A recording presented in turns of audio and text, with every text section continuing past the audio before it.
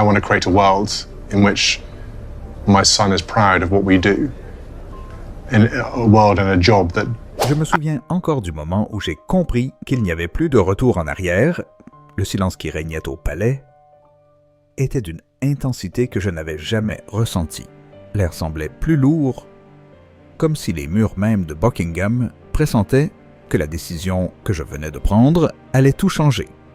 Cela avait commencé comme une conversation technique, une réunion de routine avec les conseillers juridiques de la couronne, mais au fond de moi, je savais que cette matinée serait loin d'être ordinaire.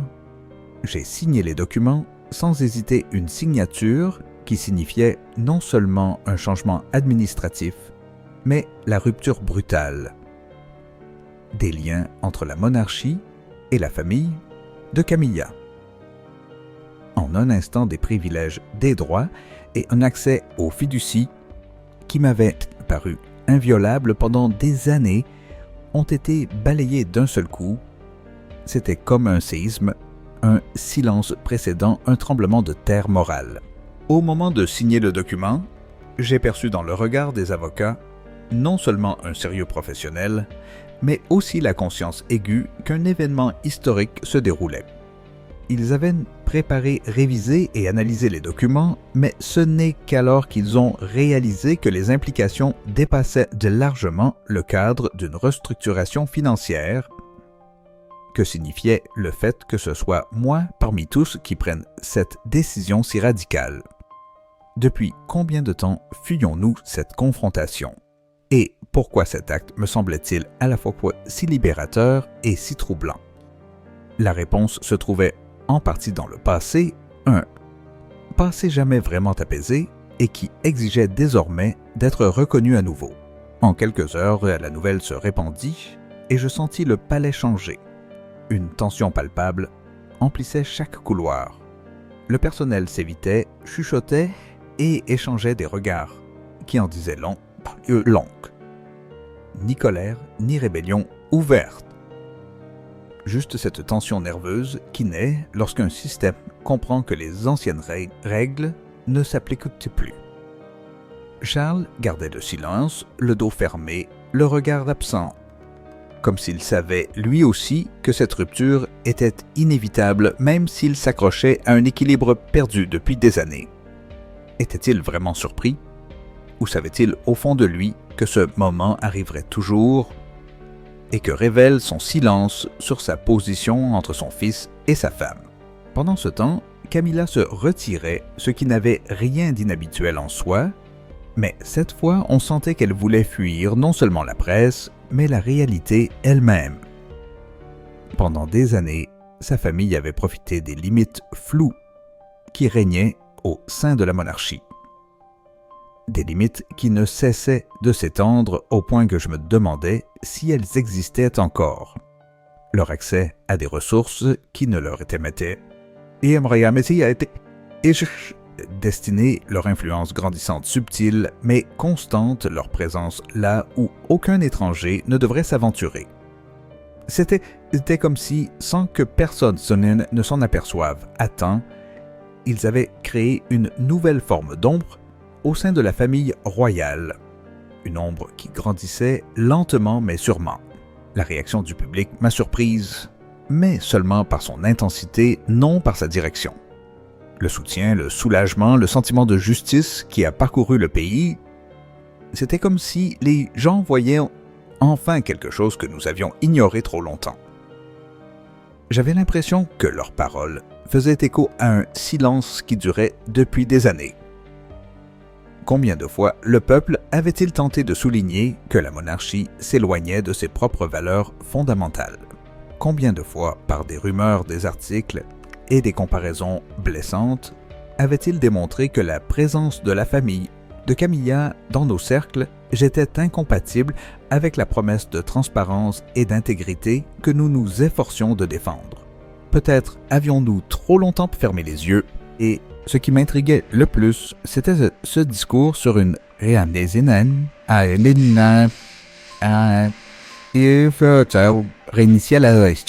comme si ma signature n'était pas une simple correction administrative, mais un moment symbolique de réforme, comme si le peuple entrevoyait soudain l'avenir de la monarchie une fois débarrassé du fardeau de l'opportunisme et des privilèges.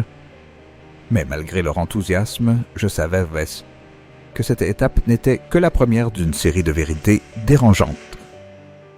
Après tout, que signifie une réinitialisation quand des fondations sont fissurées depuis des années?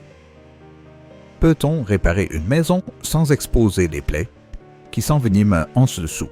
La prise de conscience que cette décision était inévitable ne m'est pas venue soudainement.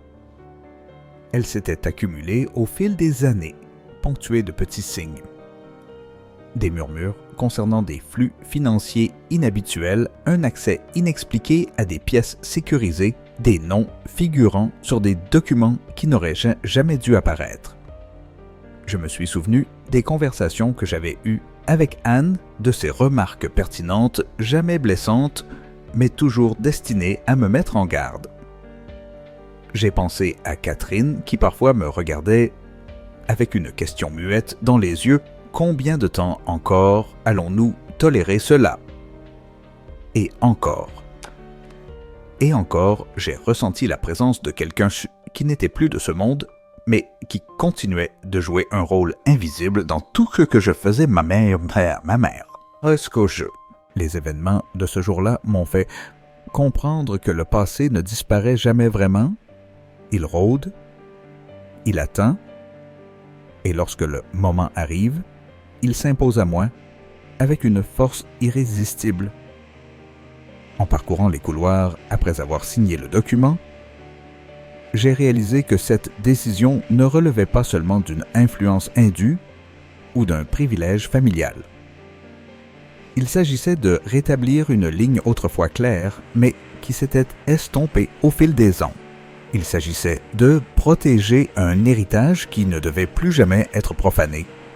Il s'agissait enfin de corriger une erreur, non seulement commerciale, mais aussi moralement inadmissible, alors que la journée touchait à sa fin et que les derniers titres paraissaient. Je me suis posé une question qui résonne encore en moi. S'agissait-il véritablement d'une réforme ou d'un acte de protection nécessaire? Et surtout, est-on encore capable de faire la différence lorsqu'on est contraint de choisir entre le devoir et le passé?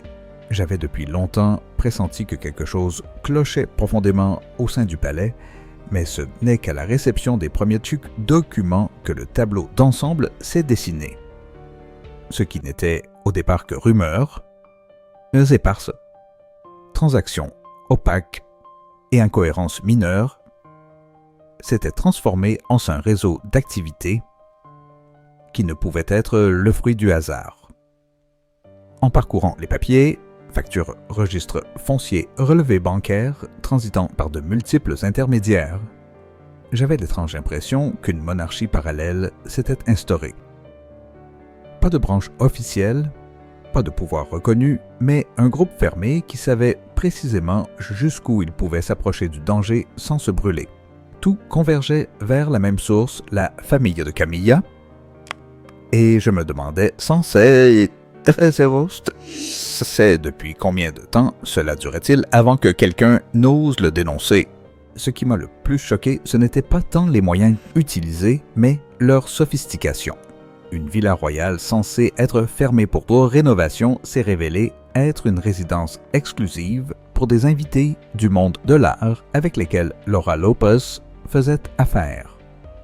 Une ancienne écurie officiellement inutilisée a généré des revenus inattendus grâce à des événements organisés par les relations de Tom Parker Bowles. Même les budgets d'entretien des bâtiments historiques ont été détournés vers des activités privées sans lien avec les devoirs royaux. Ce n'était plus une simple erreur, mais une pratique courante, une structure soigneusement élaborée où chaque faute était justifiée par une erreur administrative. Mais combien de fois peut-on commettre la même erreur sans que cela ne devienne une chorégraphie? Dans chaque nouveau dossier que j'ouvrais, je retrouvais les mêmes noms, les mêmes signatures d'entrepreneurs, Les mêmes factures cryptiques aux descriptions incompréhensibles. Consulting, soutien logistique, service de location, un jargon conçu pour dissimuler plutôt que pour éclairer. Mon souffle se fit plus lourd à mesure que je prenais conscience de l'ampleur de ces pratiques. Ils avaient eu accès non seulement aux ressources, mais aussi à la confiance, à une institution fondée sur la tradition et l'intégrité. Et tout cela avait été détourné par des individus qui n'avaient jamais eu à assumer la sigile et les responsabilités de l'État, mais qui profitaient de ses privilèges. Comment un système peut-il fonctionner quand ceux qui sont en marge jouissent de plus de liberté que ceux qui sont au centre? La véritable faille, cher, est apparue lorsque j'ai examiné les résumés des audits internes. Les années précédentes, les spécialistes Spafiratuk avaient émis de timides avertissements, des remarques en note de bas de page, des recommandations jamais remontées à la hiérarchie. Il semblait que tout le monde avait perçu les signes avant-coureurs, mais que personne n'osait les affronter. Par loyauté, par peur, par habitude, mais que se passerait-il si le silence, au lieu de protéger, devenait complice? Lorsqu'un soir j'ai ouvert le dernier carton et découvert les documents divulgués qui exposaient toute la structure, j'ai su que nous avions franchi un point de non-retour, où le silence équivalait à la trahison. L'ampleur des abus m'a frappé d'une manière inattendue, non pas parce qu'il s'agissait d'argent. La monarchie n'est pas fondamentalement une question de richesse financière, mais parce que les limites qui devraient être sacrées avaient été si horriblement franchies. J'ai ressenti une rage presque physique en voyant la note faisant référence à l'accord sur le coronavirus, l'accord stipulant que la famille de Camilla ne ferait jamais partie des structures financières de la couronne. Cette règle n'était pas une simple formalité. Elle représentait la fine ligne entre l'harmonie et le chaos. Et pourtant, il l'avait délibérément ignorée, non par nécessité, mais par ambition. Non par incompréhension, mais par stratégie. Qu'advient-il d'une maison lorsque des visiteurs se comportent comme des propriétaires? Mes conversations avec Anne et l'intendant n'étaient en fait pas faciles. Nous nous retrouvions souvent dans des pièces privées, portes closes, avec des tasses de café qui refroidissaient. Faute de temps, Anne nous observait de ce regard perçant qui démasquait les déguisements. Elle parlait peu, mais son silence en disait long. Je savais qu'elle n'était pas surprise, elle avait toujours su décrypter les subtilités de la vie de cour mieux que quiconque. L'intendant, en revanche, était visiblement nerveux. Il savait ce que signifiait révéler des abus au sein de la couronne. Non seulement pour la famille concernée, mais aussi pour l'image même de l'institution. Une monarchie peut endurer bien des choses, mais pas une corruption interne qui sape ses fondements. La réaction de Catherine m'a hanté pendant des jours. Elle était vaillée. C'est toujours calme la voix qui posait le fait. La vérité qu'ils avaient les bonnes questions. L'équilibre auquel je me raccrochais. Mais ce soir-là, en parcourant les documents, j'ai découvert une autre facette d'elle, un mélange de déception et de lucidité. Elle n'a rien dit de reproche, rien d'impulsif, mais son regard à lui seul me disait qu'elle aussi comprenait ce que cela pouvait signifier, la prolongation de vieilles blessures, la répétition d'une histoire jamais vraiment cicatrisée. Combien de fois une famille peut-elle payer le prix des erreurs d'autrui? Pourtant, c'est ça. Ce n'était pas seulement la douleur, mais surtout la lucidité qui m'a poussé à agir. Je ne voyais plus des incidents isolés, mais un système en ruine. Je voyais à quel point la frontière entre le service et l'intérêt personnel s'était estompée. Je sentais que la maison que nous étions censés protéger s'effritait lentement sous la pression de ceux qui ne porteraient jamais la couronne mais qui la chérissait comme un héritage.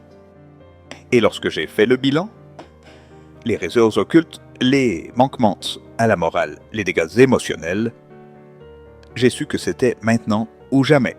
Au final, une question demeurait, une question qui me préoccupait jour et nuit. Comment restaurer la confiance lorsqu'elle a été trahie pendant des années par des mains qui n'ont jamais eu à en assumer la responsabilité?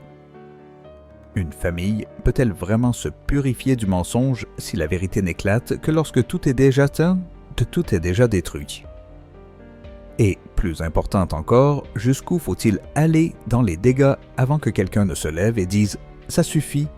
C'était étrange comme, au milieu de tous ces documents, ces chiffres et ces calculs, un nom revenait sans cesse à l'esprit de Diana. Non pas comme un symbole, non pas comme une icône, mais comme une mère. Son absence ne m'avait jamais paru aussi palpable que les jours où j'ai dû affronter la vérité sur la famille de Camilla.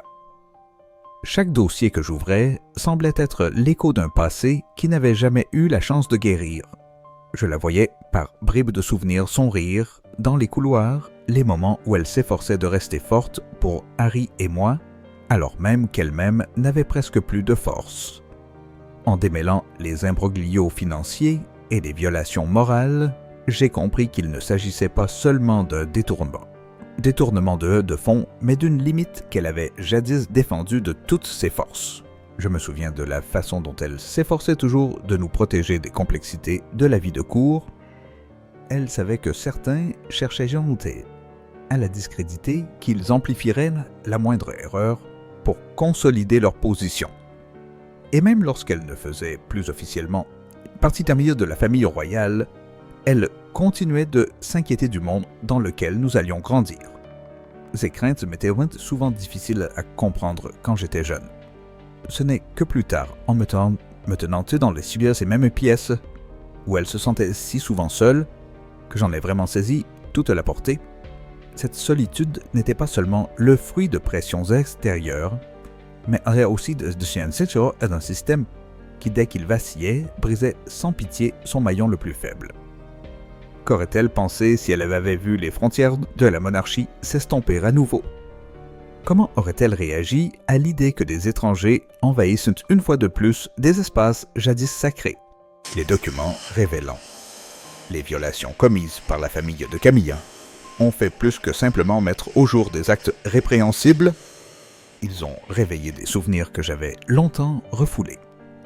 J'ai repensé au moment où ma mère se repliait sur elle-même, non par refus de se battre, mais parce qu'elle savait que toute confrontation ne ferait que l'isoler davantage. J'ai repensé à sa voix lorsqu'elle murmurait qu'elle craignait l'influence de ceux qui n'aimaient pas la famille, mais plutôt le pouvoir qui l'entourait. Combien de mises en garde nous avait-elle lancées sans que nous les comprenions à l'époque? Et dans quelle mesure? Ce que je découvrais maintenant confirmait-il les craintes qu'elle nourrissait depuis des années? En parcourant les couloirs du palais de Kensington, je ressentais sa présence presque physiquement. L'endroit où elle se tenait, jadis seule, où elle souriait aux photographes, tout en dissimulant ses larmes, derrière des portes closes, semblait désormais imprégné d'un souvenir silencieux et lancinant. Le jour où elle s'était effondrée au sol, submergée par la pression, la nuit où elle m'avait confié qu'il existait des forces qui la dépassaient, les instants où elle s'était demandé si elle avait jamais vraiment trouvé sa place dans une famille qui la traitait souvent comme une intruse. Et maintenant, tant d'années plus tard, le même cycle semblait se répéter non pas contre elle, mais contre les valeurs qu'elle avait laissées derrière elle. La prise de conscience que la famille de Camilla était en train de déformer une fois de plus les structures que ma mère avait si ardemment construites me frappa plus fort que je ne voulais l'admettre. J'avais l'impression que l'histoire ne se répétait pas simplement, mais se renforçait inexorablement. Tandis que les enfants de Camilla obtenaient des privilèges dont ma mère n'avait jamais bénéficié, que leurs ressources financières s'entremêlaient à celles de la couronne, je me demandais dans quelle mesure cette lutte avait en réalité commencé du vivant de ma mère. Peut-être que ce à quoi j'assistais n'était pas une simple aberration, mais l'aboutissement d'une évolution amorcée des années auparavant. Un soir après que tout le monde fut couché et que les lumières du palais se furent éteintes, je me suis retrouvé seul dans mon bureau. Le silence était pesant, comme si l'histoire s'imposait au vide. J'ai contemplé une photo d'elle, celle où elle était assise à nos côtés, avec ce sourire doux mais empreint de lassitude. Et soudain, la colère m'a envahi. Non pas la colère destructrice, mais la colère qui éveille. La colère de celle qui comprend que sa mère a été déchirée par les mêmes dynamiques qui ressurgissaient à présent. N'était-ce pas là la dernière barrière qu'elle avait tenté de protéger? Et n'était-il pas de ma responsabilité de redéfinir cette barrière à sa pour? J'ai parlé avec Anne ce soir-là. Elle n'avait jamais été du genre à enjoliver les soirs. C'est chose quelque chose, et c'était peut-être précisément pour cela que ses conseils m'ont tant touché.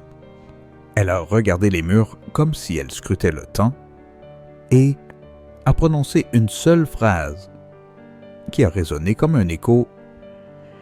Arrête de les laisser gagner. J'ai senti quelque chose changer en moi à ces mots.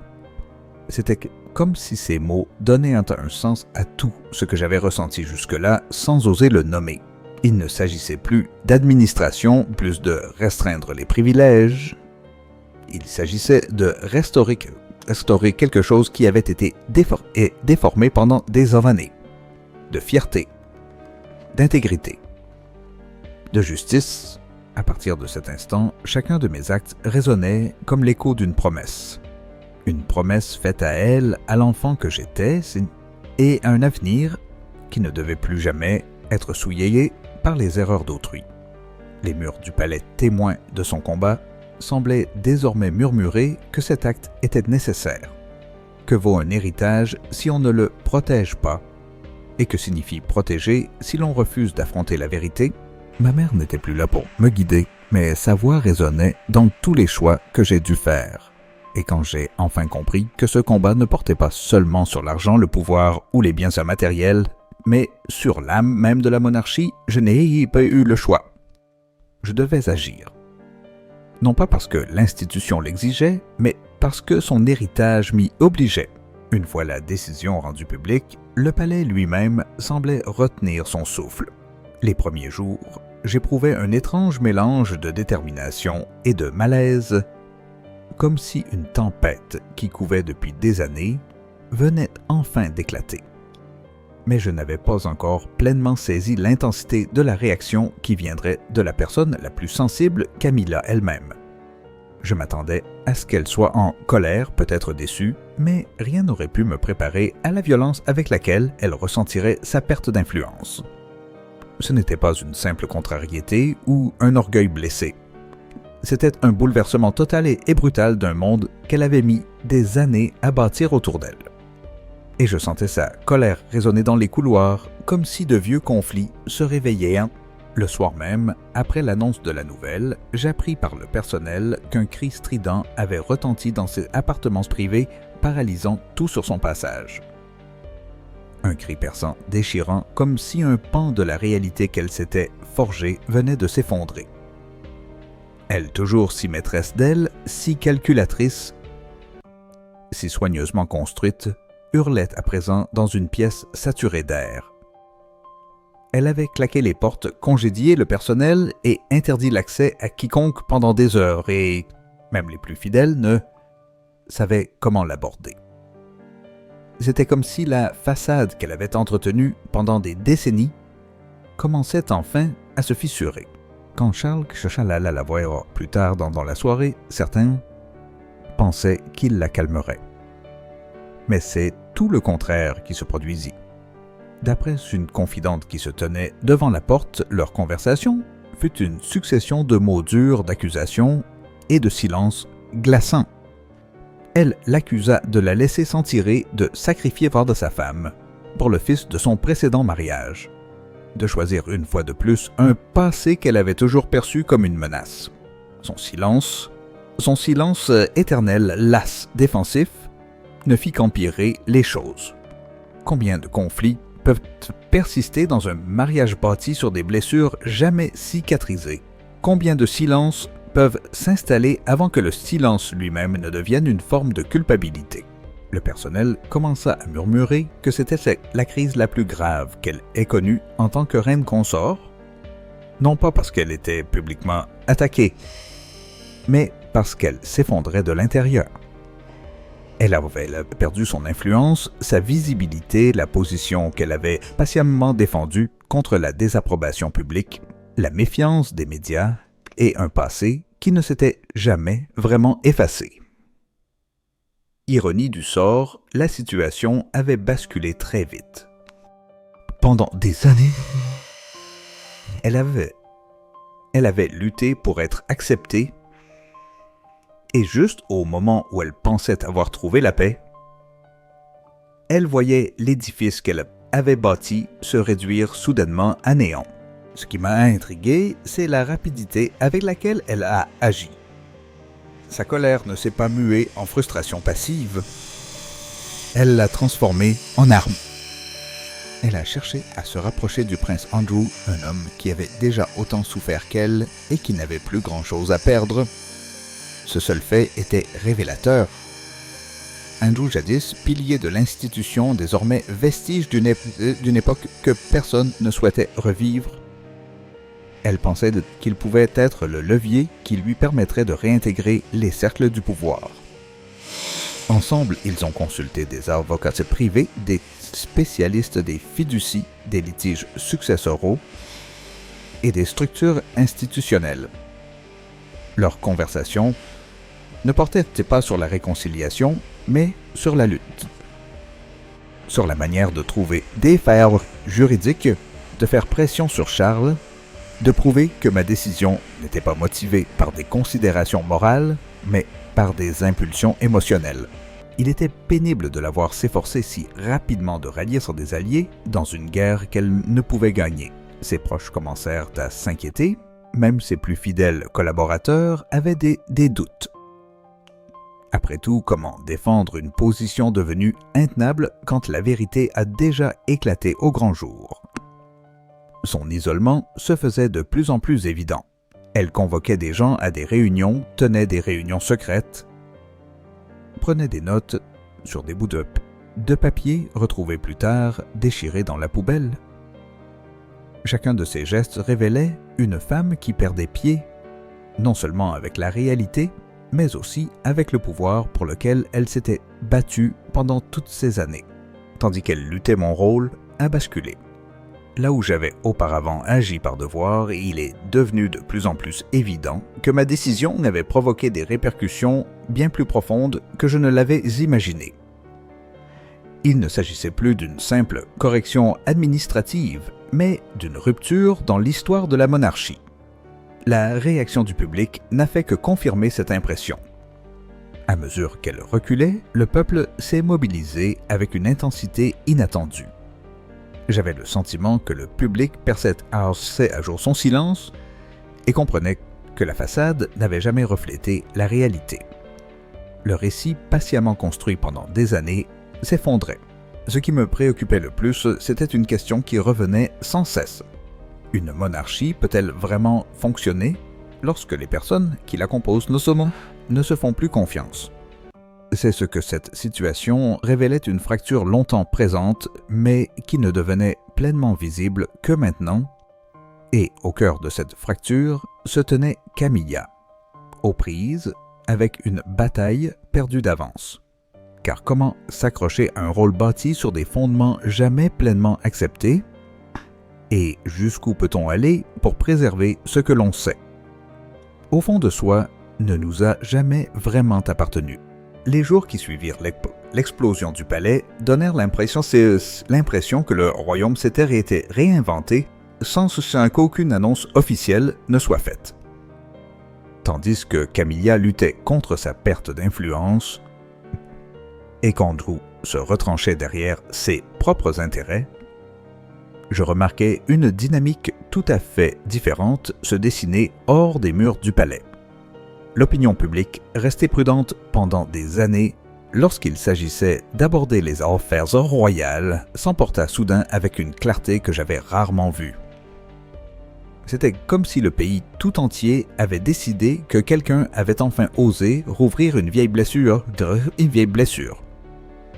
Et cette personne, aussi étrange que cela puisse paraître, s'avéra être moi.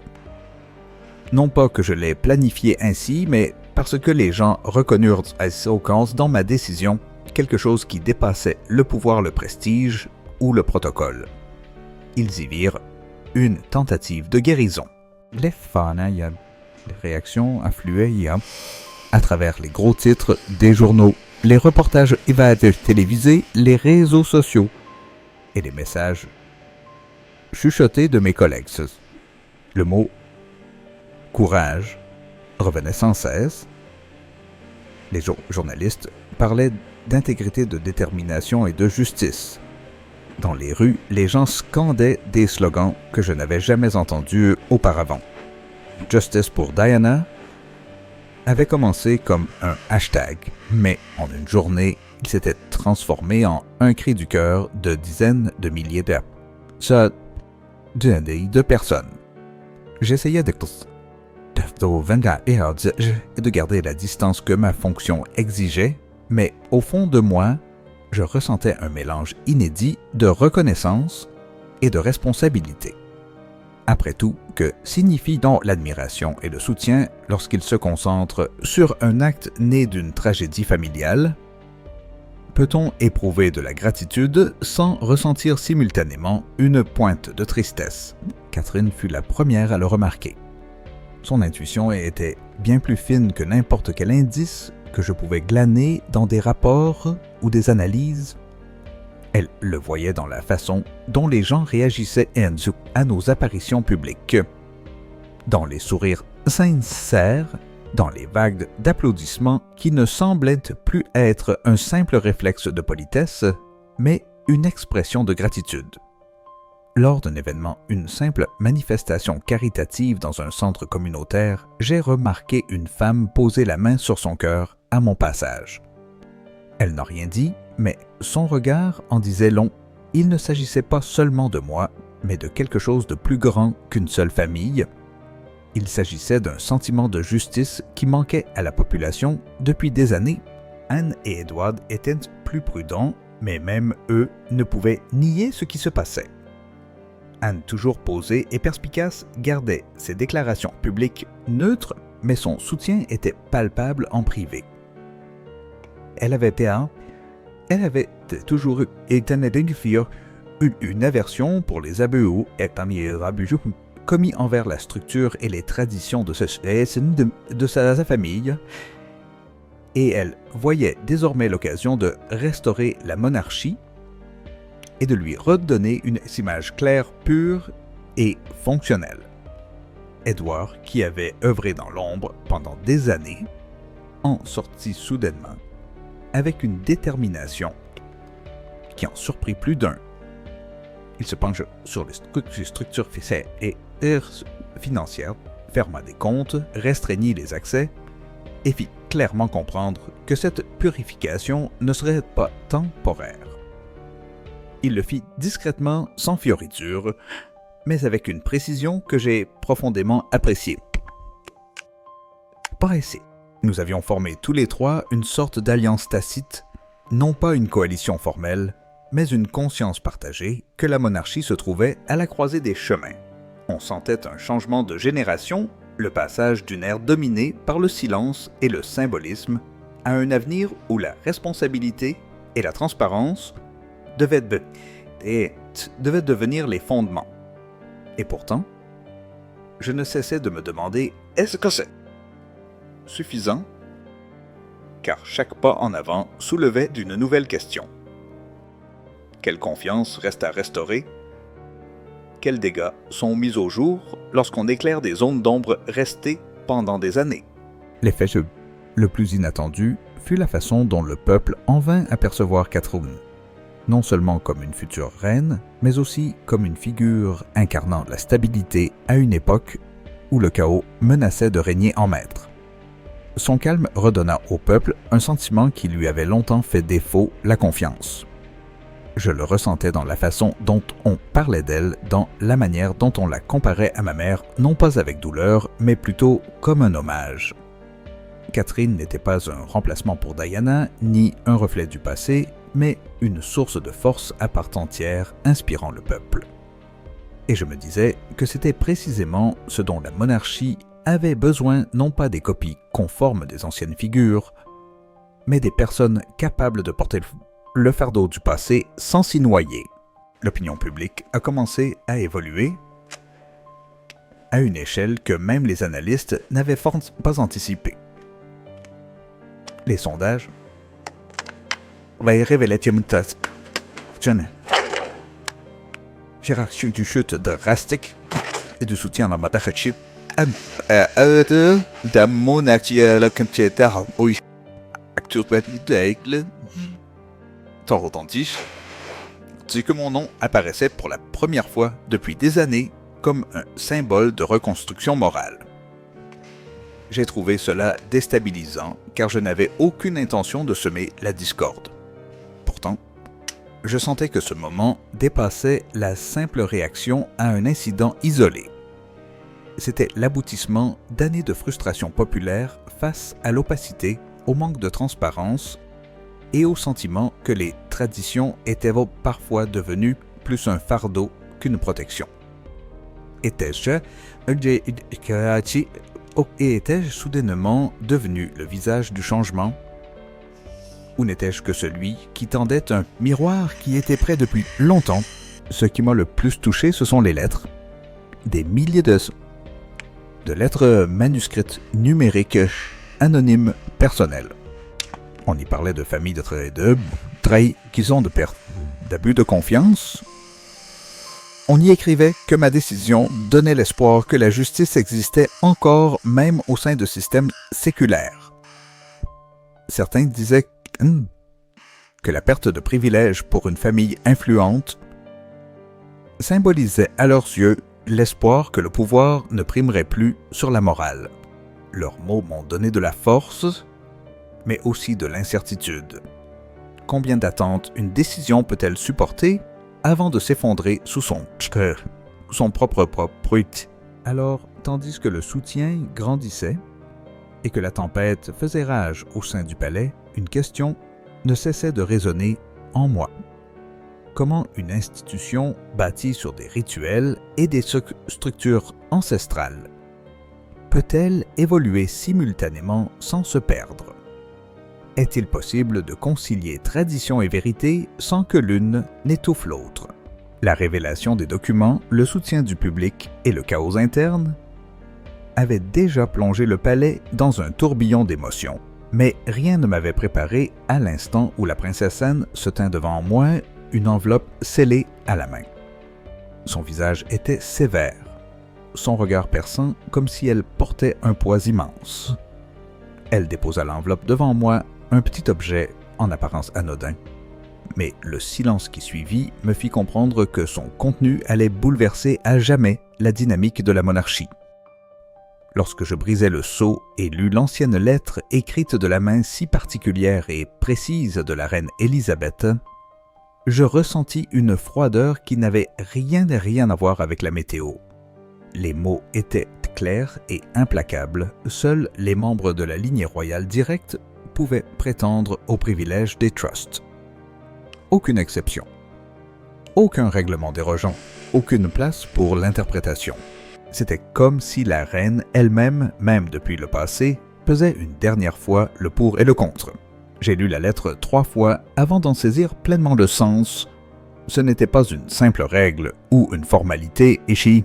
C'était un mécanisme de protection. Un choix délibéré motivé par la même angoisse que je ressentais à présent. Élisabeth avait bâti toute sa vie sur la stabilité, la hiérarchie et la préservation de l'institution. Si elle-même pensait que la lignée devait être protégée des influences extérieures, je savais que ce n'était pas une manœuvre malveillante, mais une précaution. Un bouclier qu'elle avait laissé derrière elle pour un avenir qu'elle savait plus tumultueux que jamais. Et soudain, tout était devenu clair. Ma décision n'était pas le début d'une rupture, mais la continuation de son œuvre. Tandis que je lisais le document à haute voix dans le salon familial, je sentis la température chuter. Camilla, qui jusque-là s'était efforcée de garder sa dignité, se figea. Dans ses yeux, je ne vis plus ni colère, ni combativité, mais quelque chose de bien plus profond de la perte. Non seulement la perte de ses privilèges, mais la perte de tout son ancrage. Elle savait qu'elle ne pouvait plus lutter. Les paroles de la reine étaient incontestables, plus fortes encore que le pouvoir de Charles s'assit à ses côtés, silencieux et visiblement déchiré. Je le voyais aux prises avec un conflit intérieur, sa loyauté envers sa femme contre le respect des souhaits de sa mère. Et d'une certaine manière, je le comprenais, comment choisir entre le passé et le présent sans trahir l'un ou l'autre. Pourtant, ce n'est pas seulement leur réaction qui m'a marqué, mais aussi le silence qui a suivi. Ce n'était pas un silence ordinaire, une pause polie, ni une forme de protestation. C'était la reconnaissance tacite qu'un chapitre s'était clos, que l'histoire s'écrivait désormais d'une manière nouvelle. Et j'ai senti que c'était le moment où la monarchie si fragile, fût-elle, avait l'opportunité de se reconstruire. Non pas sur la base de querelles familiales ou d'accords tacites, mais sur la base d'intentions de transparence et d'une vision d'avenir. Dans les semaines qui suivirent, je travaillais en étroite collaboration avec des conseillers juridiques, des gestionnaires financiers et des spécialistes du patrimoine afin de restructurer les fiducies. Ce n'était pas un accroissement de pouvoir, mais plutôt une réparation. Comme si je renforçais enfin un navire qui tenait à peine depuis des années grâce à du ruban adhésif et à l'espoir. J'ai nommé Georges Charlotte et Louis comme futurs fiduciaires, non pas parce qu'ils étaient mes enfants, mais parce qu'ils représentaient la génération suivante et qu'ils devaient apprendre que la responsabilité envers la couronne impliquait non seulement de recevoir des privilèges, mais surtout de veiller à ses limites. Et en apposant leur signature, je pris conscience de l'ampleur du travail accompli. L'avenir n'était plus une idée abstraite, mais un chemin concret que nous pouvions façonner. L'accueil réservé aux réformes par le public fut extraordinaire.